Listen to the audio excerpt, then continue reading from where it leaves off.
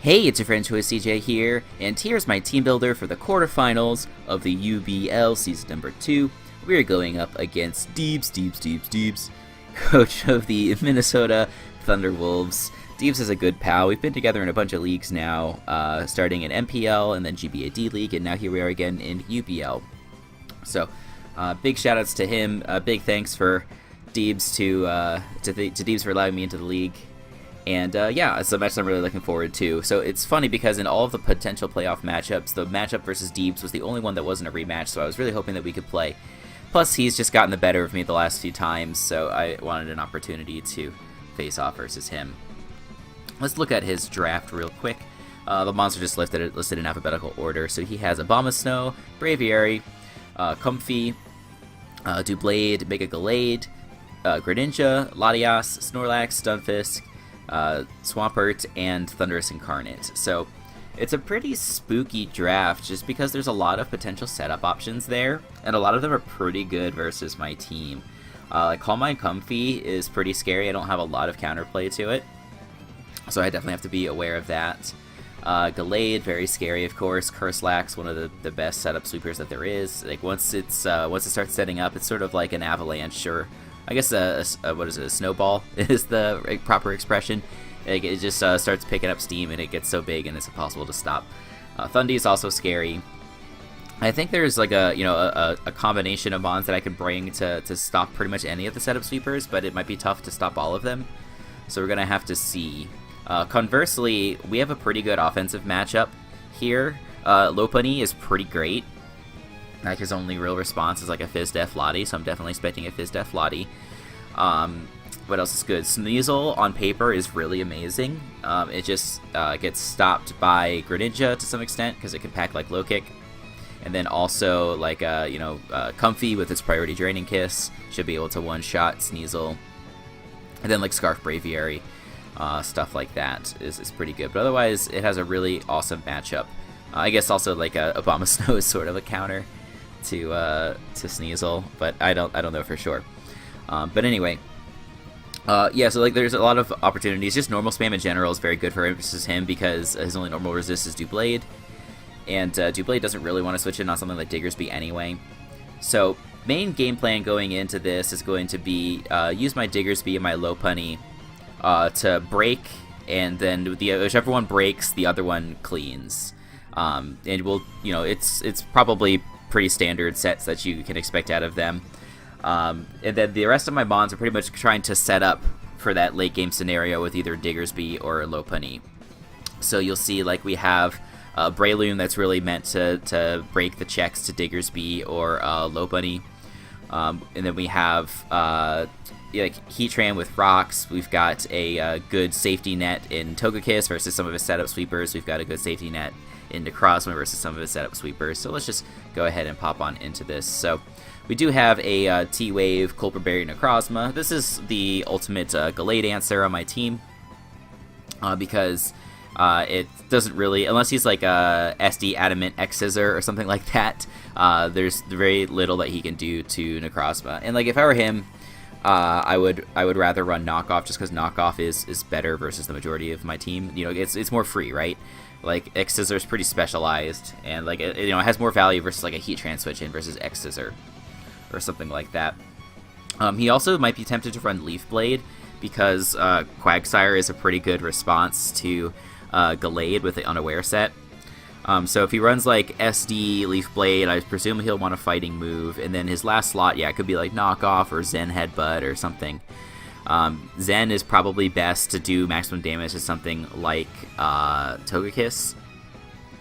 Yeah, so we're going to have to see what moveset he brings. Like, if he wants to bring a setup set, he might be limited on move slots. It'll be hard to say. But yeah, Thunder Wave is there just to make sure that we can prevent any crazy shenanigans from happening with the Gallade. Then we should be able to do good damage to it with Photon Geyser with time. Knockoff's there just because Knockoff is nice for something like Doublade, which would otherwise be a really good switch into Necrozma. It prevents Recycle Snorlax from being really annoying. I can knock off other important items on the team, such as Rocky Helmet on potential Latias and things like that. Yeah, so like depending upon like what he brings, he might have a hard time breaking Necrozma Like Necrozma is pretty good, like in the matchup in general, because there's no like other than Doublade, there's no Ghost type, there's no Bug type, and then the Dark type is Greninja. I do have Culper Berry to help me deal with that as well, if it hasn't already procced due to fighting with Gallade. What else was I gonna say? Yeah, and like if I can get it in on Greninja, I can T-Wave it and really neuter that thing, because Greninjas are a huge problem for my team. Doing anything to potentially take that out would be awesome. So anyway, yeah, just a max Fizz Def spread, basically enough speed for like a 0 speed Braviary if he chooses to bring it. Next I have a Spadef Chople Berry Heatran. I really wanted to bring a more spicy set of this, but I felt like I couldn't afford it with all the mons that pressure Heatran on this team. Like Braviary, for example, very scary. Heatran is kind of my only way to stop that. Comfy, Latias, all very good responses for Heatran. I guess I could have gone Sugar Berry instead of Chople Berry, because Lottie is likely to run Earthquake and Comfy is likely to run Hidden Power Ground. But I wanted Chople Berry because, like I said, it does help versus Braviary, which is very scary.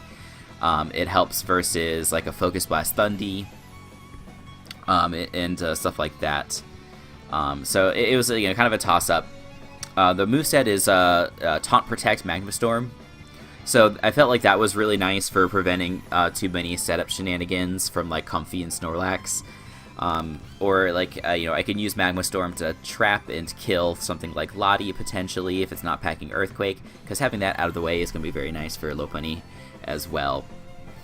But yeah, like overall, it's just a good switch into a lot of his dangerous threats, and also a rocker. I really wanted to put rocks on Necrozma, but I felt like T-Wave is more important.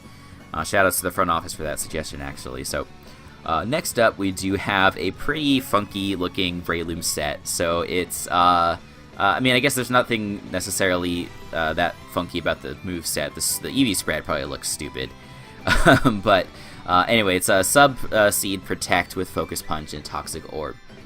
And so this actually has a really good matchup versus a lot of the mons on his team, such as Swampert, Stunfisk, Greninja to some extent. Even Thundy, if it's not packing super effective coverage for Breloom, is going to have a hard time beating this 1v1. But yeah, basically I can switch in on any of his rockers and get up a free substitute, then free seeds and protect and things like that. Some of his best switch-ins to this are Lottie and Doublade, but I should be able to fairly easily beat them with Sub and Leech Seed and Protect, especially Doublade, because Doublade has no form of recovery on its own.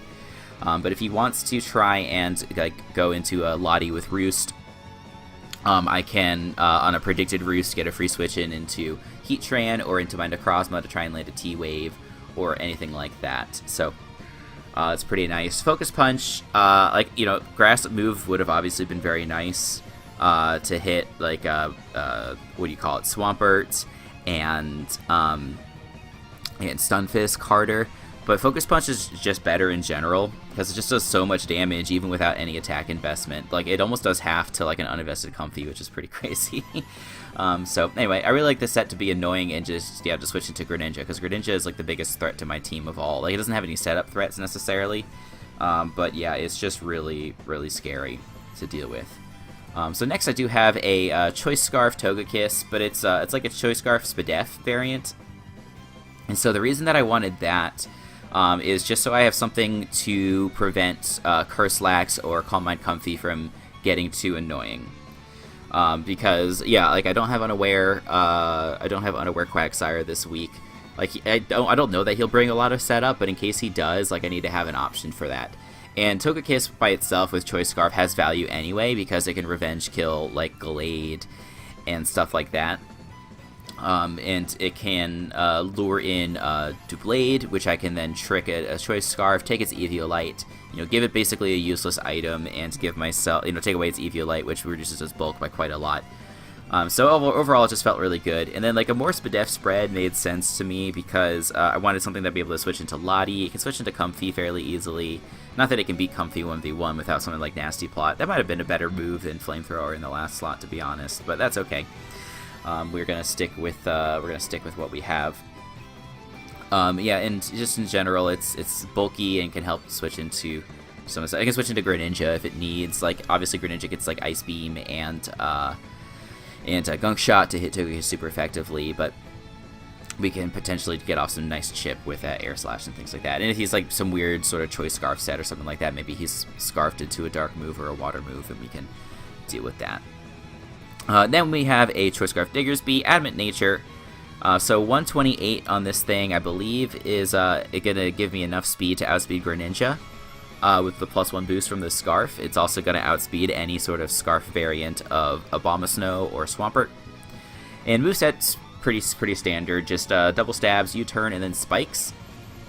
I didn't really need anything in the 4th slot, and so I thought spikes would be nice. Like, as you can see, like, basically I've got all these mons that are meant to, like, slowly wear down the team. You know, the Subseed, and you've got the Magma Storm Protect and things like that. Like, you know, just we're going to be wearing down the team kind of slowly. And so I thought spikes would also help with that in case he wants to pivot around and things like that. We can punish that.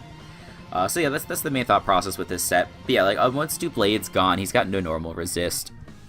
And so we can 2-hit KO pretty much everything on the team. I think the only thing that we don't guarantee 2-hit KO is like a Max Fizz Def Lottie and a Max Fizz Def Stunfisk. But we should be able to 2-shot or 1-shot everything else, so that's pretty nice. The one thing I do have to be careful of is Water Shuriken on Greninja, because obviously that is super effective versus me, so that's something I'll have to be aware of. Then last but not least, we have another standard-looking Omega Lopunny set. So max attack, Jolly. I really wanted to go Adamant this week. Reason being, like if he's going to bring Greninja, he's probably only going to bring Greninja to Speed Creep Sneasel.